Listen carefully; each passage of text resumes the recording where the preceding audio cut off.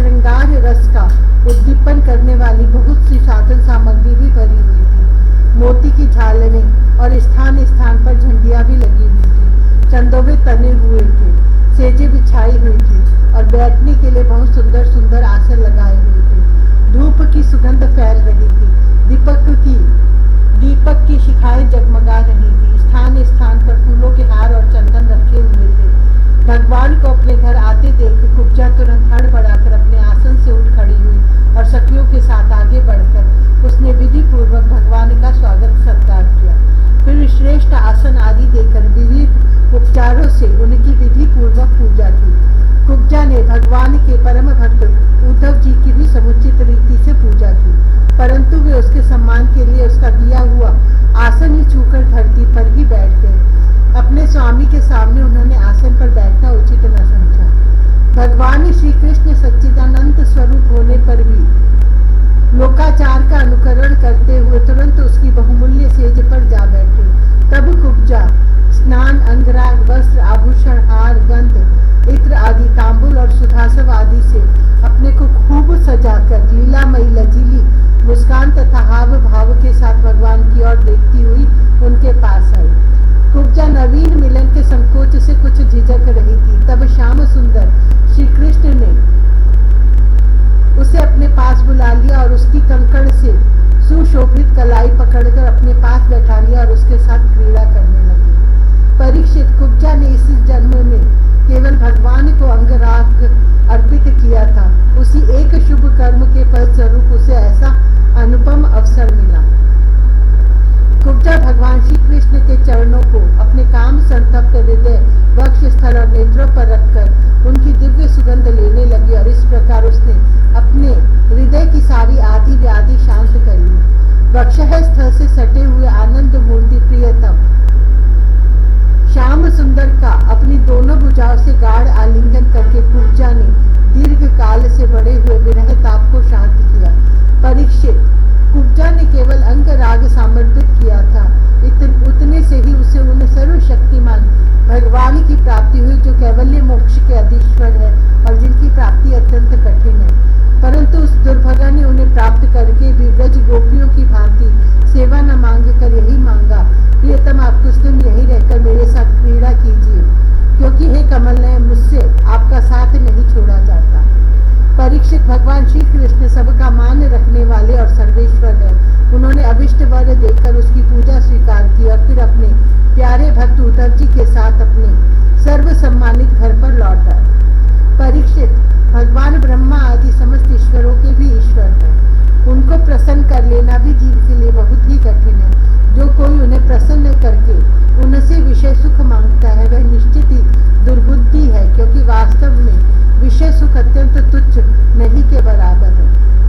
तदंतर एक दिन सर्वशक्तिमान भगवान श्री कृष्ण बलराम जी और उद्धव जी के साथ अक्रूर जी की अभिलाषा पूर्ण करने और उनसे कुछ काम लेने के लिए उनके घर गए। अक्रूर जी ने दूर से ही देख लिया कि हमारे परम बंधु मनुष्य लोक शिरोमणि भगवान श्री कृष्ण और बलराम जी आदि पधार रहे हैं। वे तुरंत उठकर आगे गए तथा आनंद से भरकर उनका अभिनंदन और आलिंगन किया।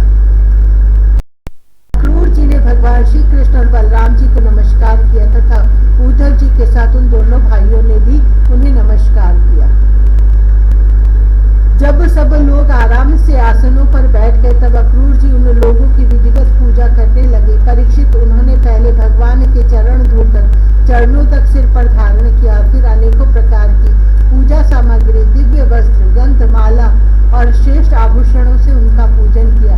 सिर झुकाकर उन्हें प्रणाम किया और उनके चरणों को अपनी गोद में लेकर दबाने लगे। उसी समय उन्होंने विनयावनत होकर भगवान श्री कृष्ण और बलराम जी से कहा, भगवान, यह बड़े ही आनंद और सौभाग्य की बात है कि पापी कंस अपने अनुयायियों के साथ मारा गया। उसे मारकर आप दोनों ने यदुवंश को बहुत बड़े संकट से बचा लिया है तथा उन्नत और समृद्ध किया है। आप दोनों जगत के कारण और जगत रूप आदि पुरुष हैं। आपके अतिरिक्त और कोई वस्तु नहीं है, न कारण और न तो कार्य। परमात्मन, आपने ही अपनी शक्ति से इसकी रचना की है और आप ही अपनी काल माया आदि शक्तियों से इसमें प्रविष्ट होकर जितने भी वस्तुएं देखी और सुनी जाती हैं उनके रूप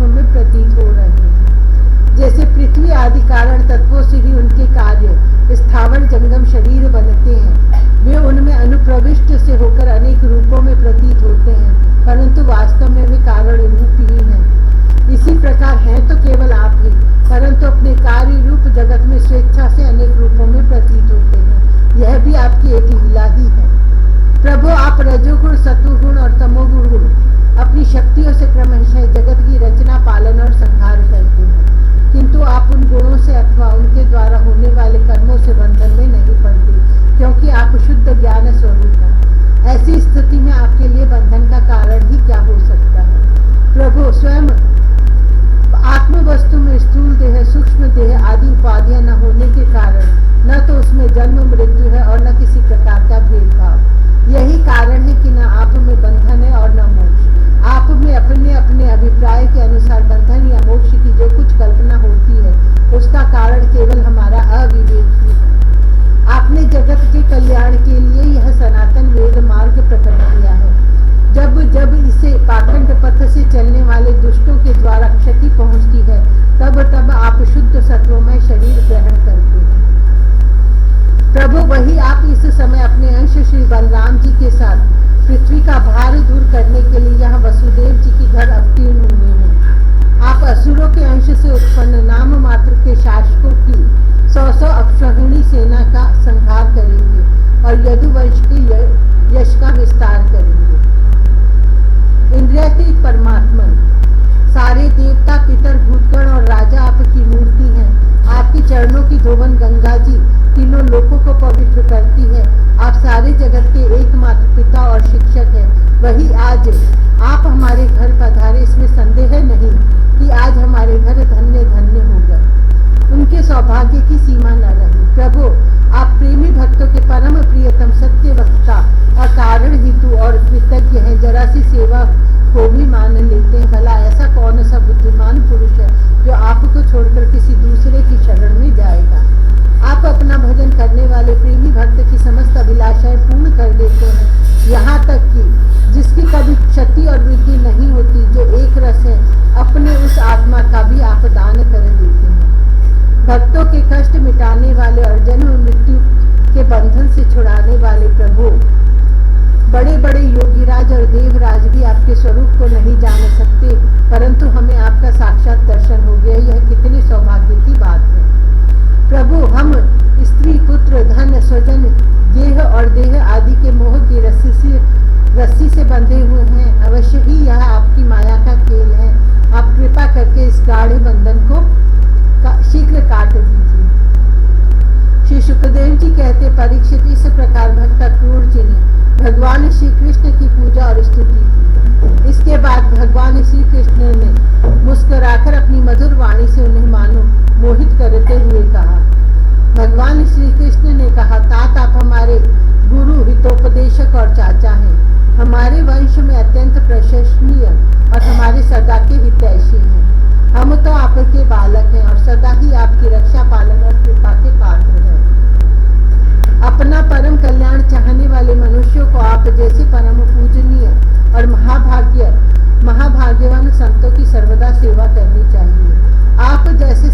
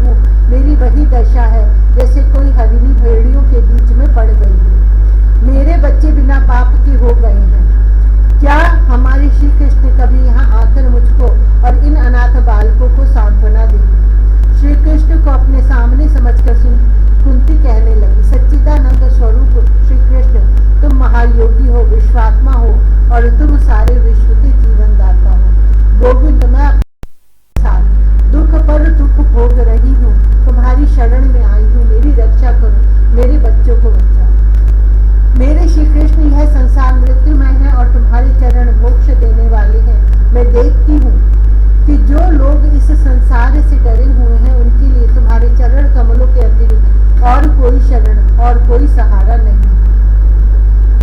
श्री कृष्ण, तुम माया के लेश से रहित परम शुद्ध हो। तुम स्वयं पर ब्रह्म परमात्मा हो, समस्त साधनों योगों और उपायों के स्वामी हो तथा स्वयं योग भी हो। श्री कृष्ण, मैं तुम्हारी शरण में आई हूँ, तुम मेरी रक्षा करो। श्री सुखदेव जी कहते, परीक्षित, तुम्हारी परत आदि कुंती इस प्रकार अपने सगे संबंधी और अंत में जगदीश्वर भगवान श्री कृष्ण को स्मरण करके अत्यंत दुखित हो गई और फपक कर रोने लगी। अक्रूर जी और विदुर जी दोनों ही सुख और दुख को समान दृष्टि से देखते थे। दोनों यशस्वी महात्माओं ने कुंती को उसके पुत्रों के जन्मदाता धर्म, वायु आदि देवताओं की याद दिलाई और यह कहकर कि तुम्हारे पुत्र अधर्म का नाश करने के लिए ही पैदा हुए हैं, बहुत कुछ समझाया बुझाया और सांत्वना दी। अक्रूर जी जब मथुरा जाने लगे तब राजा धृतराष्ट्र के पास आए